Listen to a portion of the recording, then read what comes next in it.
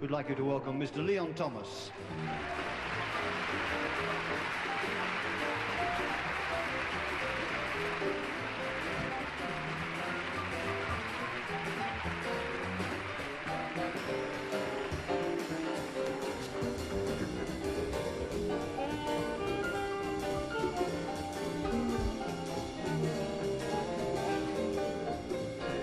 I came to this town, was tired of moving around. I came to get straight, I had to get straight, no time to waste. God knows I had to make haste. Few things are moving, no time for doodling. I used to wonder how when everything seemed profound. I'm feeling late, I had to get straight.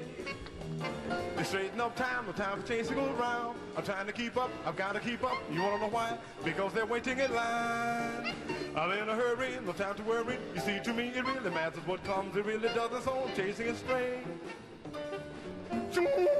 I thought before I got into the things we talked about, classical and the professor and all that stuff, that I would first introduce some background again about maybe daily life in the 298th Army Band, which would sort of lay the framework. I did not go for the classical lessons. It took me a few months before I realized or got up the courage to go search for this. So we will do this episode and talk about sort of like daily life at the 298th Army Band, and that will lead us into that classical training part next. So like I said, one of the things, now I had been there for a day or two, and I very quickly, began to meet some people and get the lay of the land, so to speak. And I told you about that one incident on the bus where the bus was rocking crazily back and forth. And I found out sort of how this was all, this was all about. There basically was two major factions in this band, in the Army unit that was there. There was the probably 3/4 of the group, 75% or so, 70, 77, 75% were draftees, people who had no desire to be there, putting it mildly. And then there was the other 25% that were, I guess we called them lifers, the ones who were, I guess you could think of it as professional Army military people. They were the ones who were the officers, the ones in charge.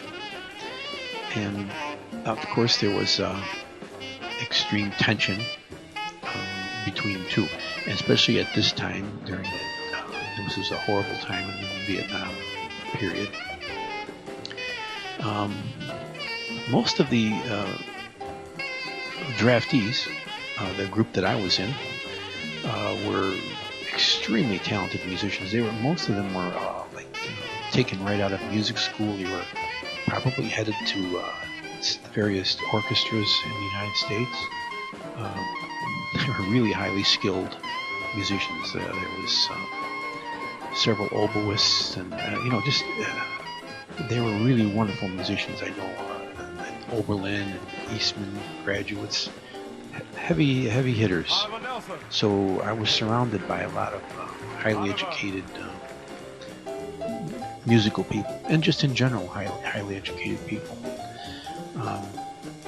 And the military people, or quote lifers, there was a number of them that were also very, very good musicians, but not trained like those other people were.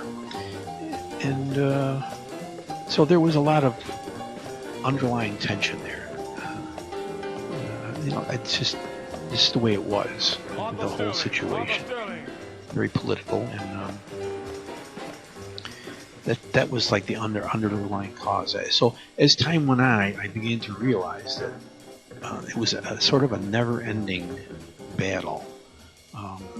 And at the root of this, or one of the main causes, was the warrant officer who was in charge of the band, and his name was, don't tell me I'm going to forget it now.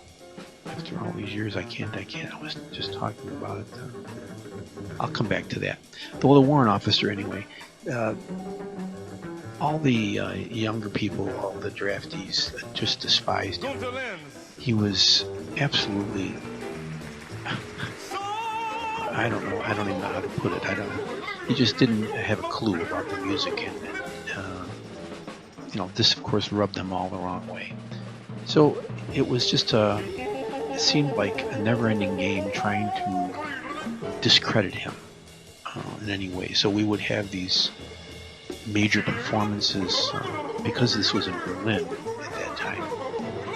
We had a lot of really high visibility job kind of things that we had to perform.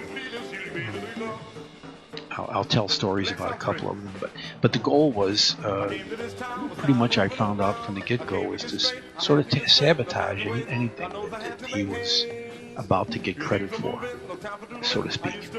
So that seemed to be one of the things. So before I get off and start telling stories about that, I'm just going to get back to my initial thoughts were to be just to tell you how living went in the Army there at that particular location.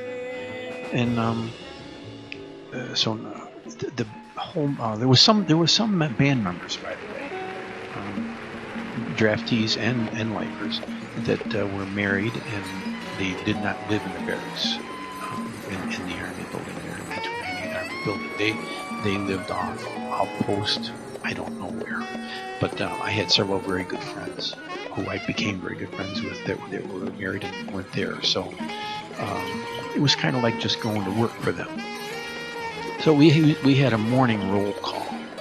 That's how the day started for us. And I think it was like at 7 or 7:30, something like that. And everybody, you had to show up there and literally took roll to make sure everybody was accounted for. And then at that thing, you went through daily announcements, and you sort of were given, or rather assigned different things for the day, and what was going to be rehearsed today, and if we had any performances, all that kind of stuff. So you sort of got like the outline for the day, what was going to be going on and what you were going to be doing. So along with all the musical duties, which I'll talk in more detail about as we go along, there was also, as you would expect, all kinds of maintenance kind of cleanup stuff that we had to do, because we were responsible for keeping the building clean. So of course there was cleaning the toilets, the bathrooms, all that stuff. So we didn't have to do it every day, but so it was like a rotating schedule. Some you'd get 1 week where it was your turn to clean the latrine and all that stuff. So that was kind of normal to be expected. And so that was part of it. We also had outdoor, like, for example, in the fall, we would have to clean up the leaves, go outside and rake. And in fact, if you recall back from my previous episode, I had mysteriously lost my shot records and my other papers. And a couple days after we were there, I got sent out with a group of other guys to do raking outside the building. And lo and behold, after 45 minutes or so of raking, someone in the group stumbled upon outside and laying on the ground in leaves my papers. Mysteriously. I mean, there is no way that those records were blown off my footlocker. They were sitting on top of my footlocker in that room that we talked about, and there's just no way that the wind took those and blew them out that window. Not possible. So that to this day also remains a mystery. And the good news is I got them back. So that was one of the things we had to do, was clean up the building, all that stuff. I was trying to remember, and I got a couple pictures that I'll be showing. And the Berlin winters they were very cold, but there was not much, I don't recall much snow. I was thinking about that the other day. I don't think they had a lot of snow. They're located quite up north, so they did get that whole effect of, in the winter time it was very dark. Almost, I think there was only 2 or 3 hours of light in the afternoon.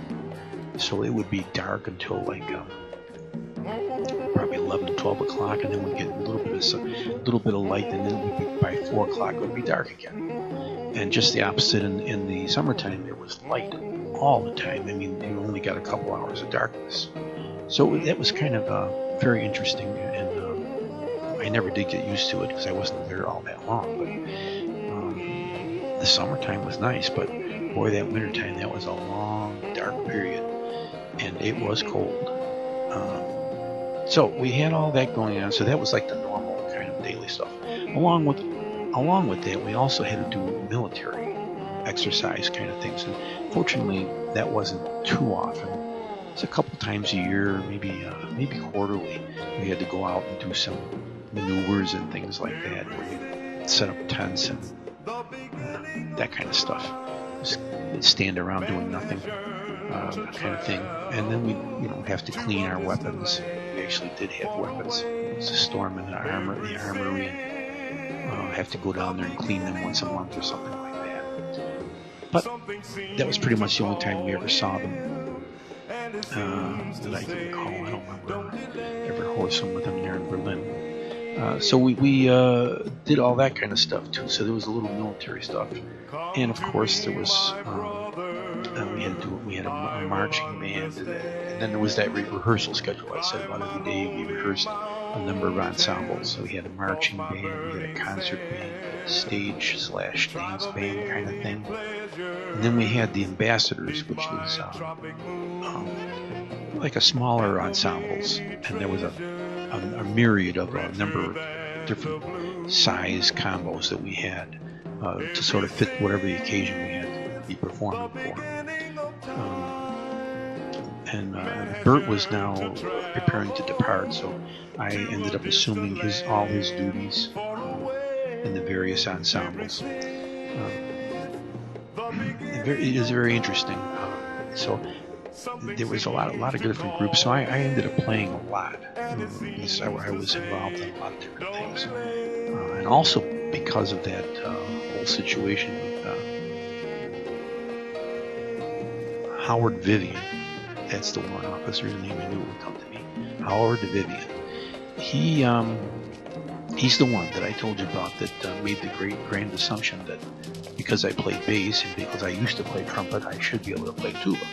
Well, he also then extended that, and this band was, when I got there, a lot of the guys were just about getting ready to leave. So very quickly, the number of guys that were there were dwindling, and there weren't many people coming in because I think most of them were being sent to Vietnam that were available. So we were really running short on people, and as each instrument began to dwindle, good old Howard would have me sort of give a shot at filling in until we got a replacement of an actual person who played that instrument. So I ended up having to play, for example, I played trumpet, a baritone horn, valve trombone, various percussion instruments, tuba of course, and both the electric and string bass. So that was it was very interesting, kind of crazy, but I sort of pulled it off. I wouldn't call myself able to play any of those other instruments, but I was able to get by at least make it look like I was doing something. So that went on, and there was one incident when we were about to the trumpet section just dwindled down.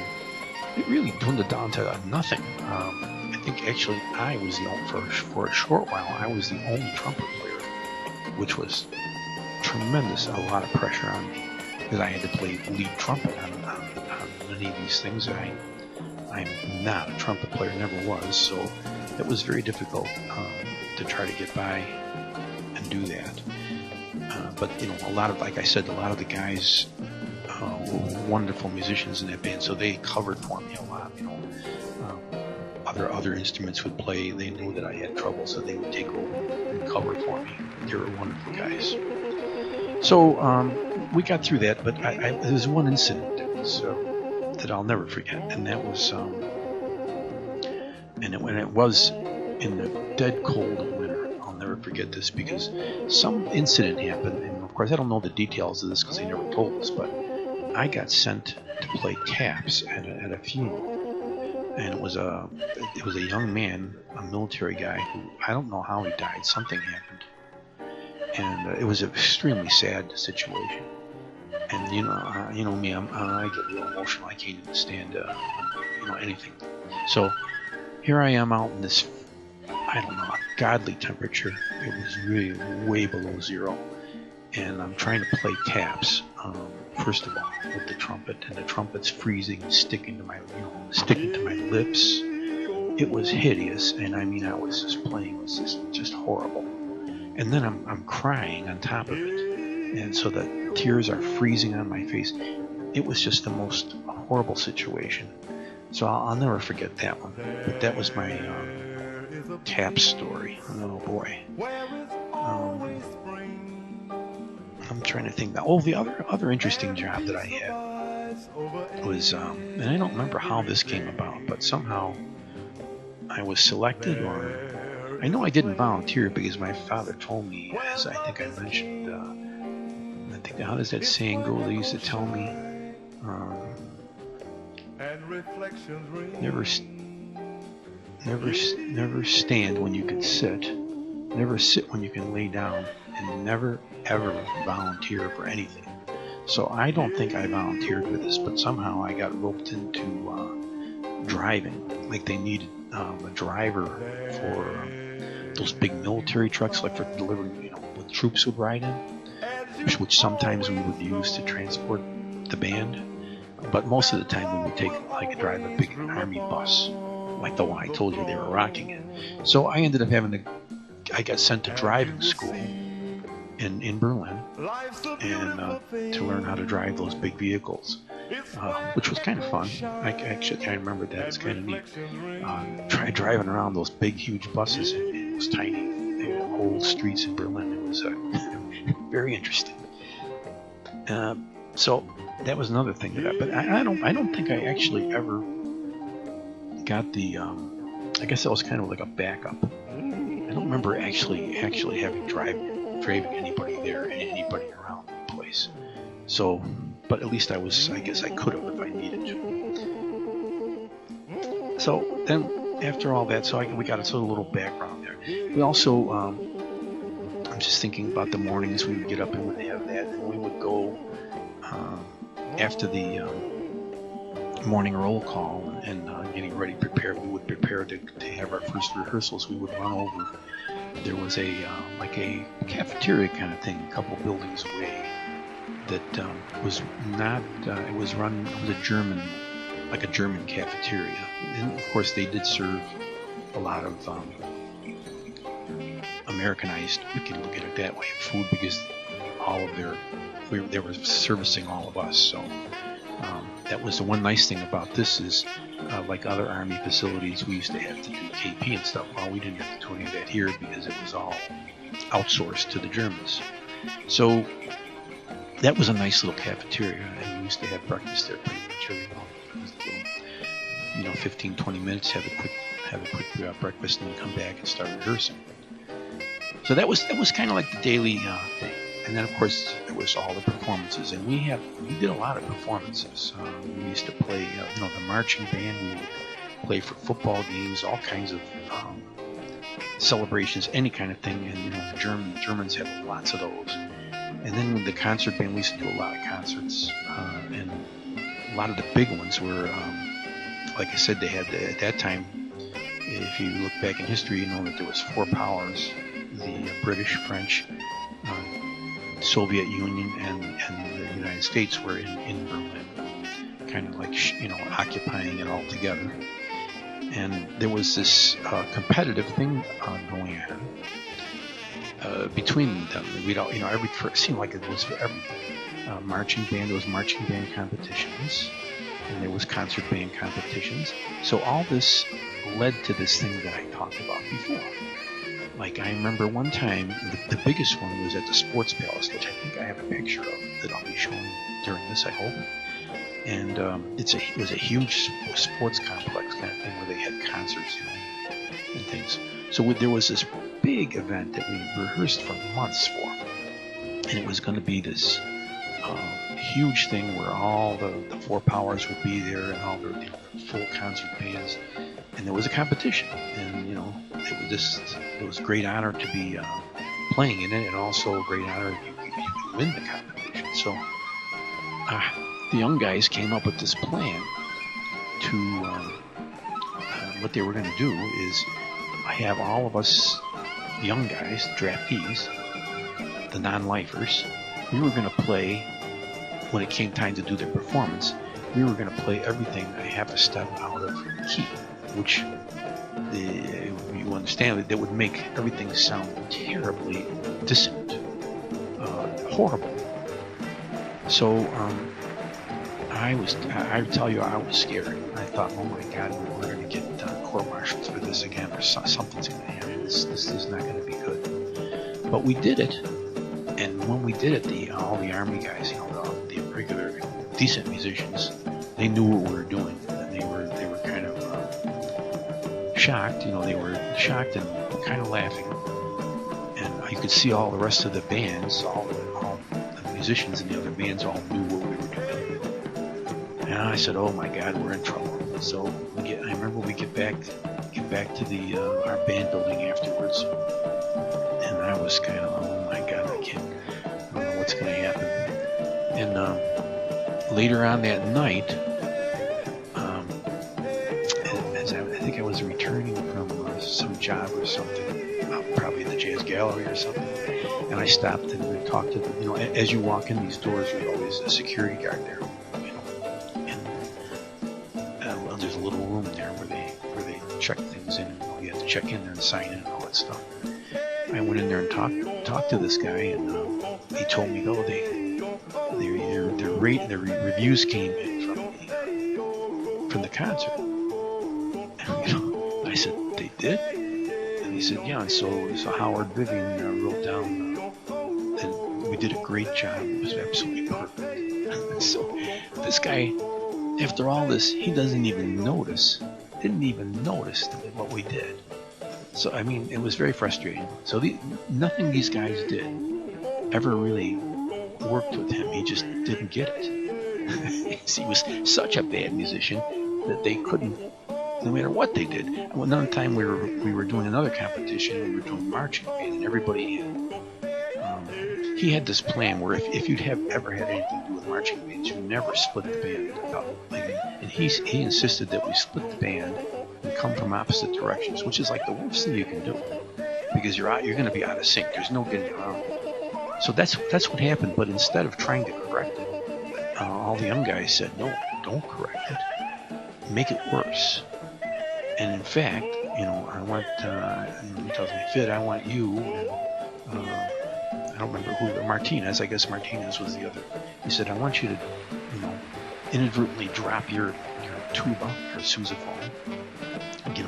Let it unhook from the strap, and sort of kind of get out of whack and lose your step and all that crap." So they had plans for everything to make it a disaster.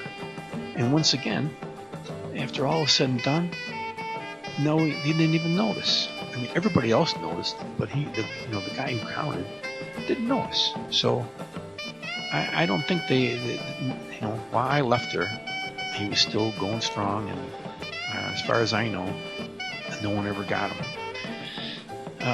So yeah, it was a crazy situation. So here's one more little story I've been thinking about. Let me just look at my list here. Well, I'll tell the story about Martinez moving into the haunted room. There you go. Alright, so let's get back. I think in the last episode I told you about my experience trying to use the haunted room, or the baby room where the Hitler's experiments occurred, which didn't go well for me, so I never went back to that room. But Martinez, the tuba player, he lived a few way down the hall someplace, and there was something I don't remember the reason. I don't know whether he wanted a little more room, and it bugged him because that room was empty. He just didn't buy into any of this haunted stuff. So, or maybe he wasn't getting along with his roommate. I'm not sure what it was, but he insisted that he was going to move into that room and have his own room. So he grabbed all his things and he moved in there, and he stayed there. He came to the first night. I think what happened the first night was, if I remember correctly, the heat. It got so cold in his room. He had like 3 or 4 blankets on him. He finally had to leave the room and go sleep back at the other room. He just couldn't deal with it. So then he came back and they supposedly had the heat fixed the next day. Then he went back in there again. The next night he was in there.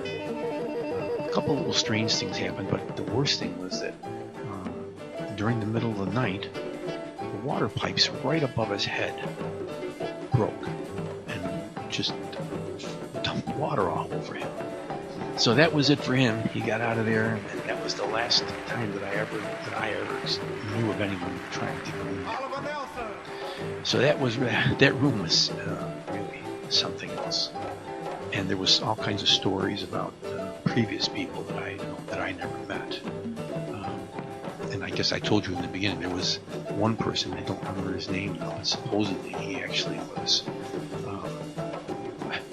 went crazy, and he was discharged, and I don't know what happened to him, but yeah, so there was all kinds of stories about that. So the other part of it, the other one little things, we used to do a lot of, like I said, a lot of big events. And this one particular time, which was wonderful, we had the ambassadors. We had a small group. I think it was like tenor, piano, bass, and drums. Maybe a couple other instruments. Pretty small group though. And we were playing at the Four Powers building, which I think I'm going to have a picture of. And this is the building that where all the Four Powers would meet to sign treaties and stuff like that. It was a very formal thing. So we all had our dress blues on. It was very formal. And we were playing. I was playing string bass. And suddenly, we got stopped, and I don't remember who it was, but somebody brought Duke Ellington was there, and I don't know why he was there, but he was in Berlin. And this is like, I think maybe 2.5 years before he passed away. So he was, pretty old, but he was looking okay. He didn't appear to be ill or anything at that point. So he was very gracious, and he shook each of our hands, and we actually got to meet him. And then he asked if we would mind playing a couple tunes with him. So this was remarkable. I actually got to play a couple of tunes with Duke Ellington. It was really totally unexpected, and really, to this day, I can't believe that happened. So I actually got to meet him and play with him. We played Satin Down. I don't remember what the other tune was, but just a couple of tunes, and it was just real nice and easy. But he was great. He was so wonderful, very nice. So that's about how daily life was there. And so what happened now is, as we went along, and these experiences built up, and I was there, probably 2 or 3 months, and I ended up. I think I had joined. As I mentioned to you, there was many orchestras. They had community orchestras, like I don't know how many of them, and these orchestras were really good. They were pretty close to professional level orchestras, quite impressive. And I'm trying to remember how I got involved with one of them. I think I remember there was one thing we had played. We were playing for a show. It was like some kind of a theater thing that we were not really directly involved, but they sort of brought us in to help. Actually, the play it was Charlie Brown, the musical.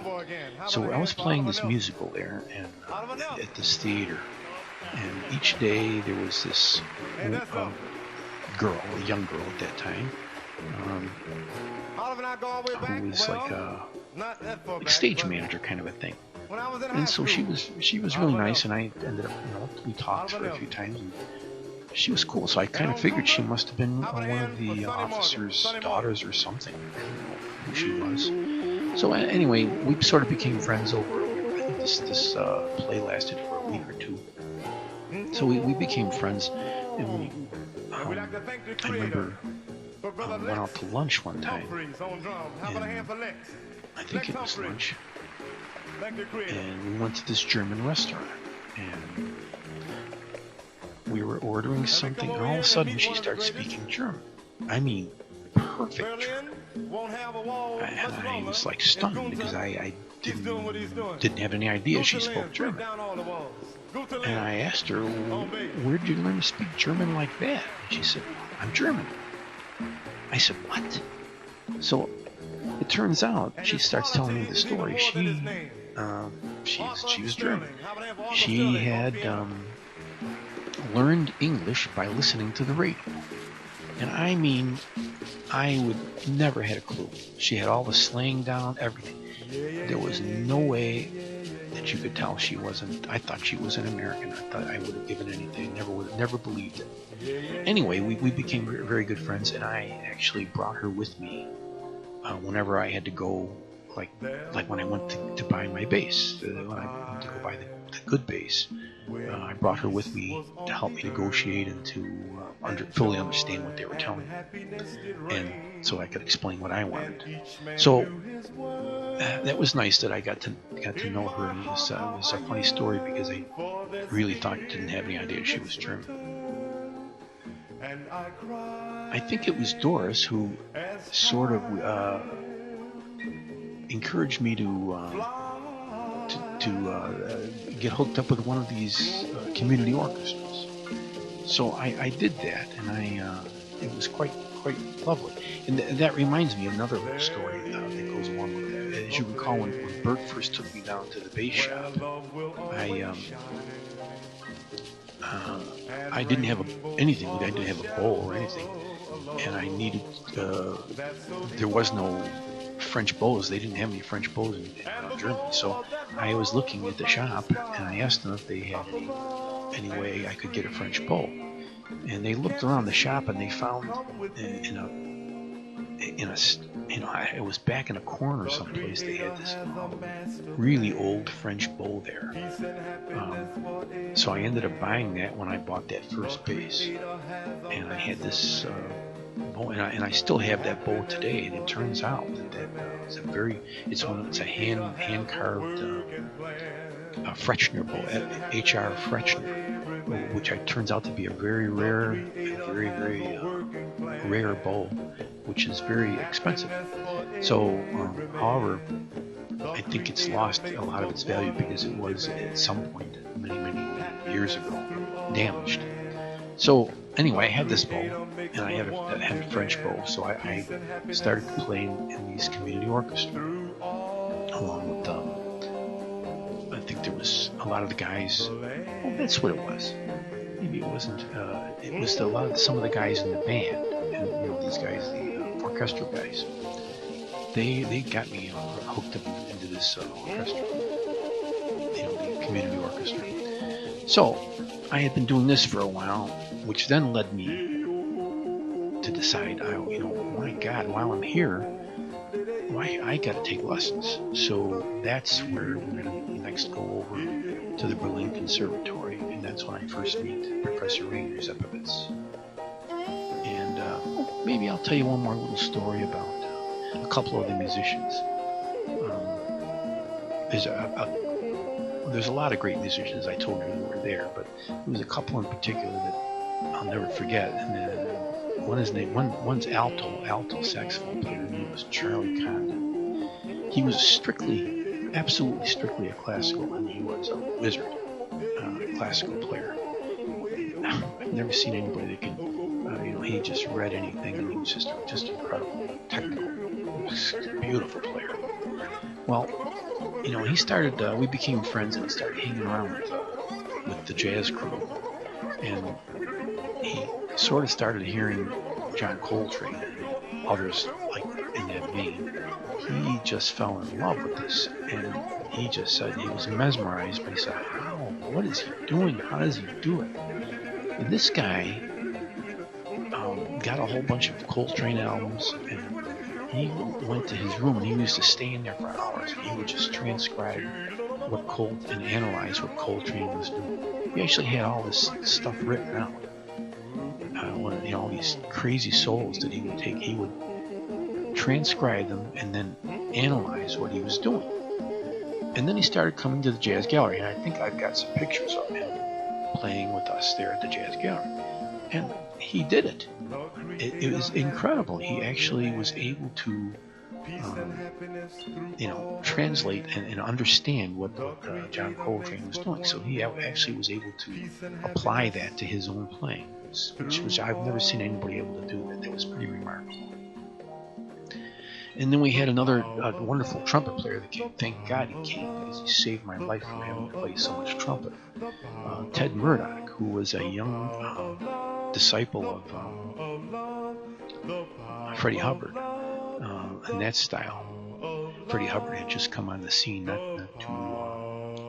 too much before this, and he was he was greatly inspired by him. Let's put it that way. So Ted was great, and we have some pictures of him there too. And the other one, most important one probably, which will come later in the story, Barney Rooker, great tenor player, who he was one of the married guys, so I didn't hang around him so much, except for in the band. So we used to play a lot of combos together, and you'll see him in some of the pictures too, Barney. And he left the Army shortly after Bert left, I think. He went back home to Columbus, Ohio. And you'll see that will tie in at a later point in the story, a couple episodes down the road. All right, I think we're at the approaching 40 minutes, about 37 minutes, so I think we'll call this episode quits and get ready for my first encounter with the great Professor Rainier Zeppelis.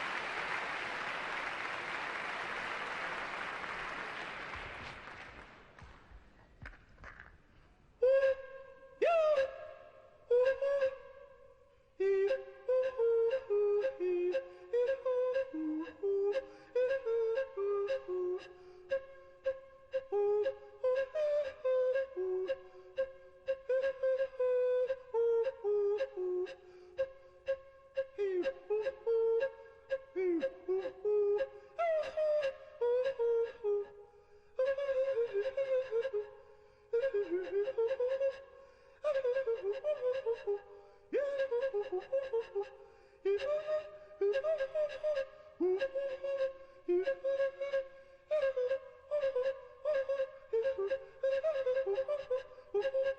you.